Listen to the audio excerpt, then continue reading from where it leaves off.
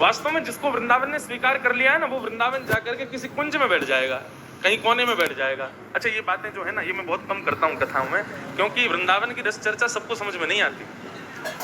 सबको ये लगता है कि भाई जैसे राहुल केला वैसे वृंदावन है, वैसा नहीं है वृंदावन। ठाकुर जी से बार बार प्रार्थना करना कि हम राहुल केला से जाएं, बिहारी जी, राधारमण जी दर्शन करके वापस राहुल केला आ जाएं, वृंदावन की पकड़ नहीं ले हमको, क्योंकि वृंदावन ने यदि पकड़ लियो ना। रसखान गए थे वृंदावन, कैसे गए रसखान? रसखान को सुंदर रूप देखने का शौक था। एक परिवार था दिल्ली में, उसके छोटे से बालक को रोज ले जाता रसखान, क्योंकि एक तो मुगलों का साम्राज्य, ऊपर से रसखान सेनापति था मुगल का, इसलिए डर के मारे घर के लोग बेचारे कुछ नहीं कहते, रोज अपने बालक को तैयार करके खड़ा कर देते कि रसखान लेने आएगा। रसखान तो बालक को लेके चला जाता, माता पिता रोते ही रहते कि हमारा बालक सुरक्षित वापस आ जाए। और शाम को आते आते रसखान वापस करता कुछ नहीं, बस वो बालक को ले जाके एकांत में उसको बैठा के देखता रहता था, कितना सुंदर खुदा ने तुमको बनाया, केवल रूप देखता था। तब एक वृंदावन से आचार्य गए और आचार्य ने रसखान को कहा कि इस बालक पर तुम इतने कुर्बान हुए जा रहे हो, इतने फिदा हुए जा रहे हो, इससे सुंदर बालक दिखा दूं तो? रसखान बोला, मैं आधी मूंछ रखूंगा, इससे सुंदर बालक नहीं हो सकता। तभी उन रसिक के पास ठाकुर जी का, लड्डू गोपाल जी का एक सुंदर चित्र था, किसी चित्रकार ने बहुत सुंदर बनाया था। तो फोटोज तो खिंचते नहीं थे, चित्रकारी होती थी, और वो चित्र निकाल करके जैसे ही रसखान को दिखाया, रसखान ने तुरंत चित्र पकड़ लिया। बोले, कौन है ये? बोले, मैंने कहा था ना, तुम जिस रूप पर मोहित होते हो उसका अति सुंदर रूप है ये। रसखान तो देखने लगा, आहा, नेत्रों की आकृति तो देखो कितनी सुंदर। अरे केश ऐसे ही है क्या वास्तव में इस बालक के? इतने घुंघराले, इतने रेशमी।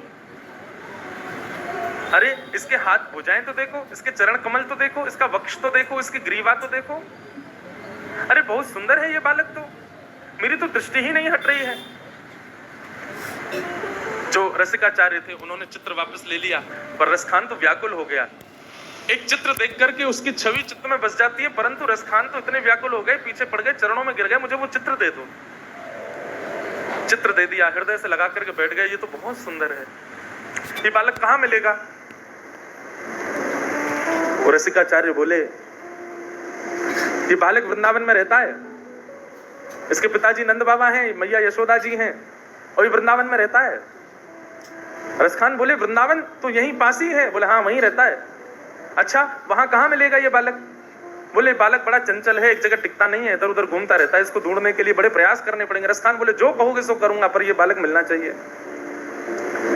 रसिकाचार्य जी ने बताया, बोले, नित्य यमुना स्नान करना पड़ेगा, संत जनों को प्रणाम करना पड़ेगा। क्यों? क्योंकि संत जनों को ही उसका पता होता है। वो संत जन प्रसन्न होकर के किसी दिन आज्ञा कर देंगे, वहां चले जाओ, तो वहीं मिलेगा वो। इसलिए नित्य संतों को प्रणाम करना पड़ेगा। और बालक बड़ा चतुर है। बोले, क्यों? ऐसे ही किसी का स्पर्श नहीं करता है। रसखान बोले, तब करता है स्पर्श? बोले, पहले देखता है कि गले में कंठी माला होगी, सिर पर उर्ध्वपुंड होगा, मुख में गुरु मंत्र होगा, चित्त में उसका स्वरूप विद्यमान होगा, तभी स्पर्श करता है। रसखान बोले, मैं सब कर लूंगा, तिलक लगा लूंगा, गले में कंठी माला पहन लूंगा, सब कुछ करूंगा, पर मुझे इस बालक से मिला हो। रसिकाचार्यों ने नियम बता दी, और रसखान वृंदावन में कोई भक्ति करने नहीं आए थे। रसखान वो वृंदावन में तो उस बालक से मिलने आए थे। बस बालक किस कारण से मिलेगा, किस उपाय से मिलेगा, वो सारे उपाय मैं करूंगा। और उन्हीं उपायों में भक्ति करते करते करते करते करते करते भक्त राज बन गए श्री रसखान।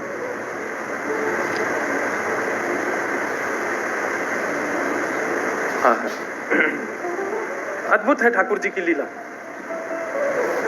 सुनो दिल जानी मेरे दिल की कहानी, सुनो दिल जानी मेरे दिल की कहानी, तेरे हाथों बिकानी, तेरे हाथों बिकानी, बदनाम भी सहूंगी। सुनो दिल जानी मेरे दिल की कहानी, सुनो दिल जानी मेरे दिल की कहानी। अकबर की एक पत्नी हुई ताज बेगम। वो ताज बेगम ने जब पहली बार ठाकुर जी को देखा, ठाकुर जी को देख करके वापस चली गई, लेकिन उसको ज्वर चढ़ गया।